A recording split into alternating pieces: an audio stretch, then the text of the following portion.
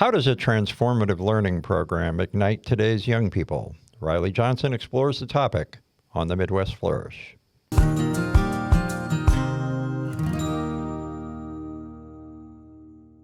Greetings, I'm Rick Farrant, and I am your host for the Midwest Flourish. Today we have with us Riley Johnson, who is the director of the AMP Lab at Electric Works, which is part of the Fort Wayne Community School System, which I believe is the largest school system in the state of Indiana. Welcome, Riley. Hey, Rick. How are you? So for starters, why don't you sort of give us a broad brush of what the AMP Lab is?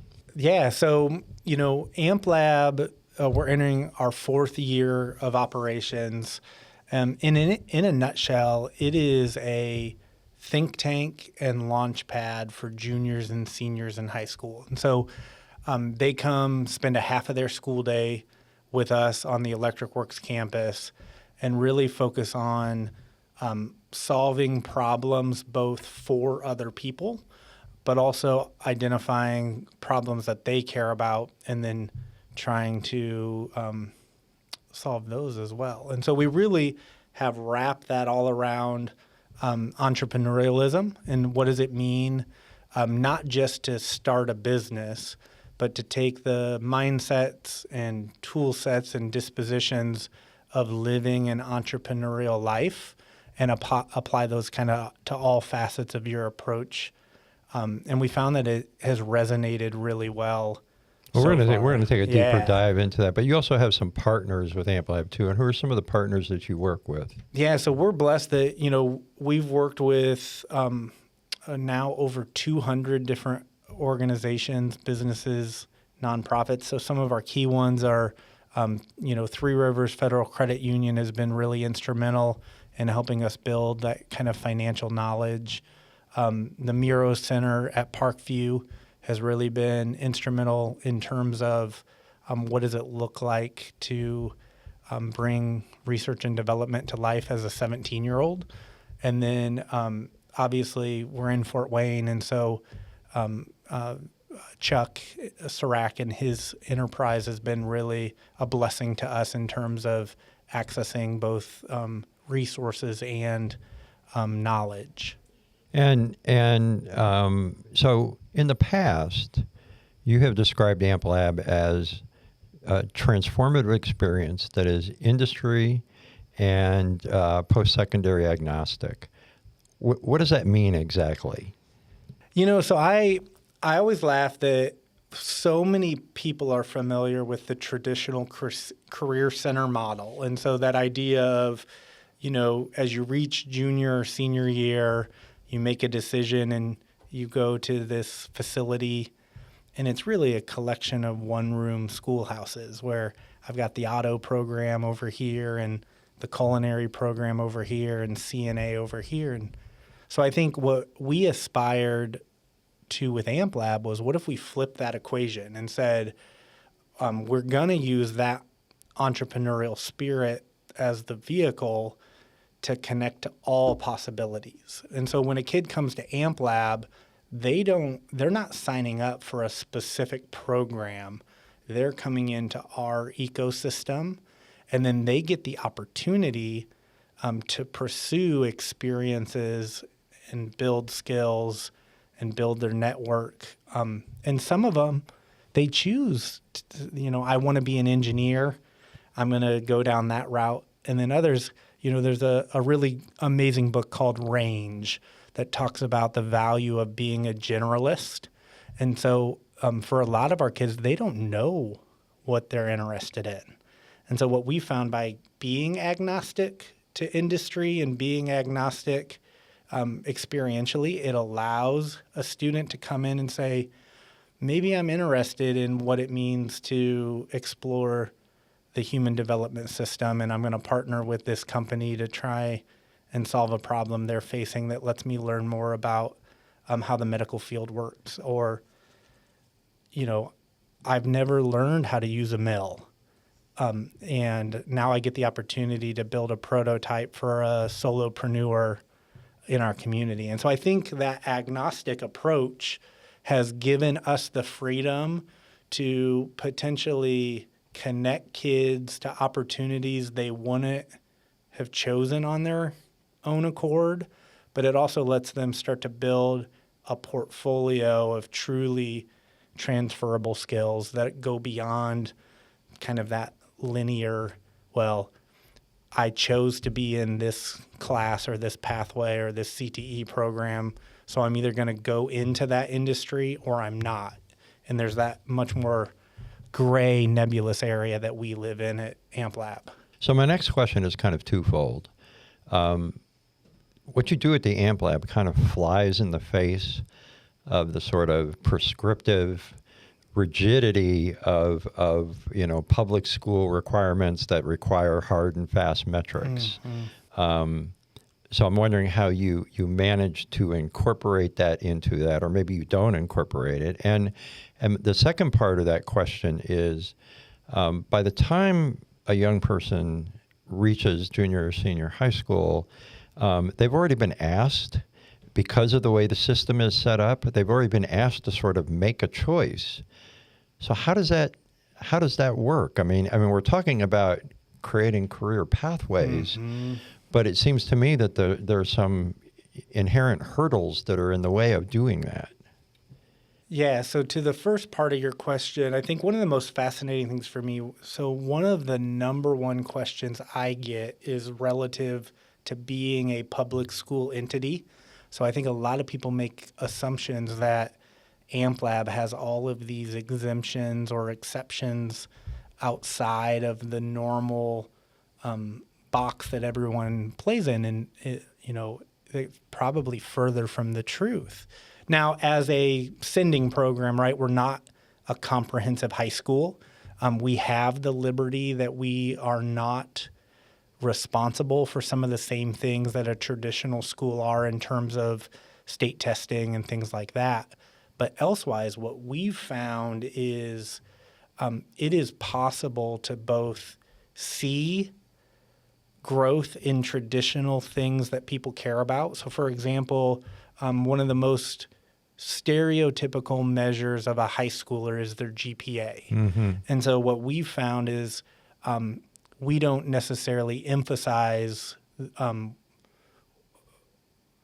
what it means to improve that at AmpLab, but by the result of creating a highly engaging, authentic environment, we've seen AmpLab students' cumulative GPAs increase by 0.5%. And so just that, you start to be able to see that. And then to your point, half the time we don't care. Like there's that battle of what is good for the development of a 17 or 18-year-old brain and what it means to create connectivity points that you can't measure in a traditional sense. And so we've done something internally. So about every 26, 27 school days, anecdotally, we ask every AmpLab kid the same 7 questions. And it's really talking about purpose and value and that connection. And what we've seen is overwhelmingly now for 3 years, we ride the roller coaster. It's not perfect, but that we aspire to create an experience that isn't necessarily about preparing a kid for one industry, but helping them understand the skills and relationships and experiences that let them pursue their passion and find value in the work they're doing. So if I'm that 17 or 18-year-old kid, and when I was a freshman in high school, my high school, I'm not saying Fort Wayne Community does this, but my high school wants me to make a choice and sort of pigeonholes me in a direction of going somewhere. And then I show up at AmpLab as a junior and I get involved in some kind of project and think, oh, no, wait a minute. This is what I'm really passionate about. What are the options for that kid? I always say infinite. And I say that, not in jest, but what we found is every kid that comes to us has some sort of on-ramp started. And so we have every type of academic student you could imagine. So I have valedictorians that have come to Amp Lab, and I have 0.6 GPA. And so when you think about that progression from, okay, I get into high school, I have to make that decision about what do I want to pursue. What we've seen is both happen. So for some students, Amp Lab might be the icing on the cake from that choice, where I was kind of put on a path and I think I'm interested in that path still. And now having a 100% real experience just takes it to another level. And then to your point, we have tons of examples of kids that think they're interested in something. They engage in an opportunity at Amp Lab that opens a new door for them that they never even thought. But are they able to break out of the sort of pattern, that the state 100%. requires? Even at that stage, they can. Because going back to the first, we were really aggressive about making sure that Amp Lab checks all the boxes. And so a kid that comes to Amp Lab actually is able to meet more than a traditional pathway in terms of criterion of the graduation requirements. So because Amp Lab goes above and beyond that, it almost incentivizes a student that is curious about changing to pursue that, because they've already been able to meet those requirements in that experience. So an example I'll give is, we have an amazing relationship with Indiana Tech. And in today's metrics of a high schooler, if you're not enrolled in post-secondary classes during high school, you're behind. And so that value of that measure is continuing to increase. And so as we start this year, so we have roughly 70% of Amp Lab students will earn at least 9 credits from Indiana Tech in a spoken pathway. That's great. And so when we think about, to your point, the ability for a student to pursue one option, and then a program like Amp Lab to give them the flexibility to know they're still going to be okay when it comes to meeting those mandatory elements that the state says are important, they can still do that and pivot in an environment like ours. Yeah, that's terrific. And you do work with, on these projects, you say you do work with employers, right? Yeah. So I'm wondering, one of the things that we talk about is okay, we can train kids, we can give them an education, we can give them experiences, but we'd also like them at some point in their lives to apply that to this region as opposed to skedaddling and going and applying those talents elsewhere. It may be too early, but have you found, or do you think you will find, that giving young people experiences with employers that are here may increase the odds that they will eventually apply those skills at home? You're right. Like we think we have some metrics from our first couple graduating cohorts that affirm that belief, but anecdotally, 100% yes. So I'll give you a couple simple examples. Our first year, we had a junior, so she came back to us as a senior our second year, but she was new to Fort Wayne, so had only been in Fort Wayne about 9 months before she arrived to Amp Lab. And so in the course of her initial experience, she worked with 5 different companies or organizations that are all locally rooted, as large as Parkview. She worked with the city of Fort Wayne. She worked with a couple small business coaches as she launched her own venture. And throughout that whole journey, that I'll come back to that word, connection. I think what we found was, like, she was the stereotypical kid that thought Fort Wayne had nothing to offer a 17-year-old. And in February, she got interviewed of that year. So about midway through the second half, and forever it'll stick with me. She responded to a question and said, before AmpLab, I wanted to leave here as fast as I could, and now I love Fort Wayne.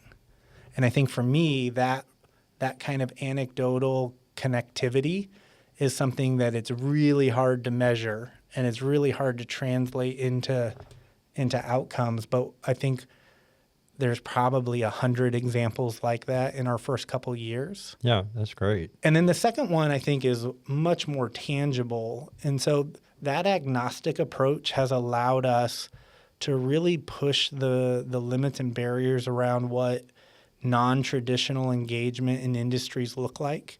And so one of the studios we have at AmpLab is called our Make Studio, focused on manufacturing, engineering, fabrication. And so what we found, we know it's no secret that it is really hard to get kids enrolled in traditional manufacturing programs, whether it's resource and the ability for a school to start it, or interest, and they don't know what the modern, machine shop looks like. And so what we've found, especially locally, that agnostic approach married with kind of a layer of curiosity has really let us break some barriers. And so an example, we did a collaboration in a think tank with a local company, not a manufacturing company, but the solution required both milling and lathe skill sets. And so we don't have anything too fancy, but we have enough that we can be dangerous. Well, the problem was rooted in healthcare, but the solution was rooted in manufacturing. And so as students were exploring, the demographic of the students that gravitated towards that experience happened to be a majority African-American female group, where they were really interested in the problem. They didn't necessarily know that the solution was going to require them to learn CAD and CAM skills. And we laugh that for some of them, it might have been the hardest thing they've ever done academically. But so for me, what a great example in looking at that talent development and the connectivity point. We've got 20 minority females working with a local business, learning manufacturing skills. They never signed up for a manufacturing class. But now the possibility and to your point, we'll see what that translates into the matriculation.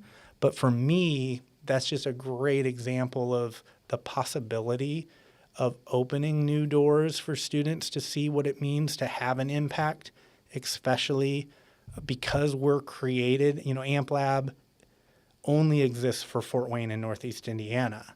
And so we have that uniqueness of we're here to serve the community, and that's just a great example of it. How do you, and I don't know if you previously said something, I don't care. I'm not quite sure whether you said this about what I'm about to ask, but how do you measure success? So we are a career and technical education program. But how does AmpLab specifically measure? So there's two answers to that question. So one, we're blessed that because we are a CTE program, there are very clearly defined metrics that we aspire to be the best we possibly can be. So that's work-based learning, post-secondary placement, certifications, aligned dual credits, yada, yada. So we do care about that. But then I laugh where I say I don't care. People make fun of me because I use the SMILE test a lot. And I think for us, our success is, are we pouring into students so that they are more connected, more confident, more caring? They feel a new level of value in our community, so that in 5 years, when they're small business owners or they're moving up the ladder or whatever, they're reciprocating that backwards. Yeah, see, so I get that. I know that they have other classes they take, okay, and the metrics apply there, right? But I think you answered the question. What you're telling me is where it's like this experiential stuff that they're doing, there may not be metrics assigned to that, but that's where you assign the smile test. 100%. Okay. And the nice thing, so like what we do at AMP Lab counts as work-based learning. Okay. It counts as venture creation or student entrepreneurialism. We offer pathways to certifications. So from that traditional sense, we still want to make sure we're not pretending like those things don't matter.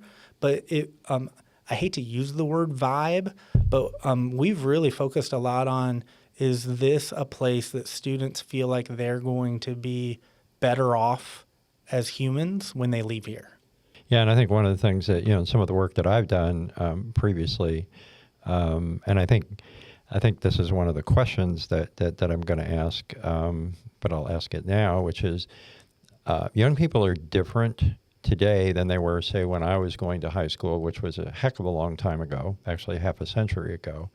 And, I grew up in an environment where we were told what to do, where we really weren't given experiences. And I think that young people today are much more interested in actually getting their hands on things, actually being involved in it, and also being given the autonomy to think for themselves. Is that a proper characterization? Yeah. I laugh. I am a little bit younger than you, but I'm still old. So I grew up in the era where it was everybody goes to college. Doesn't matter what your reason is, you're going to go. And I look at the sheer number of my friends that followed that have never once thought about using their degree. So when I think about this group, you're right. Authenticity, autonomy, meaning. There is not the scenario with today's youth where they're going to buy into something that they don't feel there is a value. And it can be value to them, value to others, whatever you stake that value in might be different. And I think it challenges that kind of, as an educator and an adult, what role we have to play in crafting that authentic, autonomous environment. And so we talk a lot about, so much especially in a school setting, but in that kind of 17 to 21 range, you've got to earn respect. You have to earn trust. You don't get responsibility till you've proven you can handle it. And I think with today's youth, it kind of flips that on its head, where if you build an environment where they inherently have those things built in to that autonomy, and then you scaffold and structure their success in it, it changes their ability. And I think we've found that where, we have students that they're coming to AMP Lab because they have fallen off their traditional track. And if they don't get help at an alternative location, well, we don't set different standards for them. We don't remove privileges from them because of past. What we found, because the way that a modern teenager's brain's wired, when they feel like they're being invited into the conversation, or when they feel like they're given an opportunity that maybe they wouldn't get elsewise, their perspective shifts really fast. And their engagement does 100%. too. Yeah. What was your very quickly, what was your experience educationally as a 17 or 18-year-old? Yeah. So, I always laugh that I will never take for granted that I had a very nuclear solid family structure. I went to a very academically strong high school, and I think that crafted my ability to game the system.